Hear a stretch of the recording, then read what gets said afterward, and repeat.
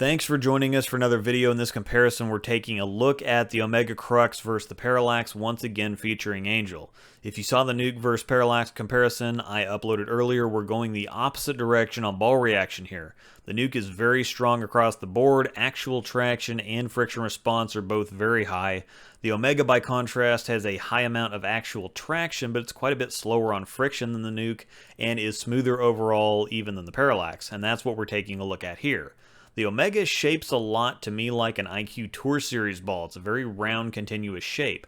The difference, of course, is that there's quite a bit more actual traction, plus the asymmetric core will aid in consistency of motion down lane.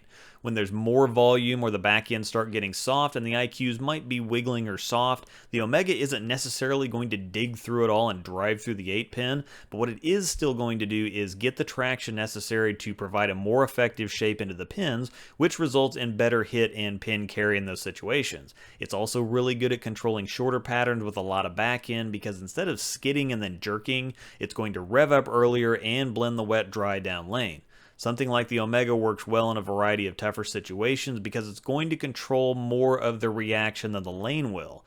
Weaker balls with quicker friction responses rely more on what the lane's doing. Stronger balls with slower responses may not take as much advantage of softer, easier conditions, but they'll control tougher ones a lot better. Looking at the Parallax, the shiny cover versus the 3000 standard cover the Omega has is going to provide a little of the difference, but when the Omega shines up, it still retains the overall shape. It's just a little longer and quicker. The Parallax has more of a phase 2 type motion to it, more of a hard continuous arc.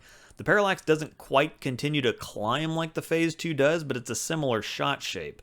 Once again, the Parallax is a really hard ball to miss the pocket with once you understand what its strengths are and get lined up in the right zone. It's not a ball that naturally favors a lot of angle, but it's strong enough that it's going to put you inside a bit unless you have a lot of speed or a lower rev rate. The key is trying to keep your angles more closed. If you try to get inside and bump the friction to the outside, I think you're going to end up with a more inconsistent reaction. But if you shim it a little, or in other words, don't try to play a big sweeping hook, your pocket percentage and carry percentage is going to be noticeably higher than with other balls.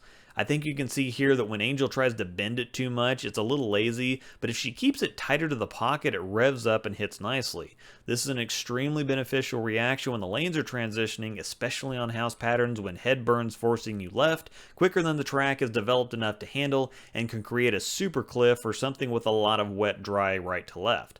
The overall differences between the Parallax and Omega are that while they're both great at helping you keep your angles closed, controlling the lane, and blending wet dry, the Omega acts more like an IQ Tour Series ball, and I think it's actually better in absolute garbage time situations than the Parallax.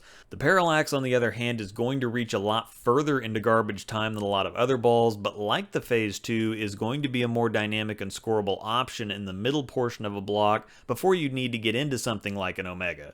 The Parallax releases on August 7th. Thanks for watching, and stay tuned for more comparisons.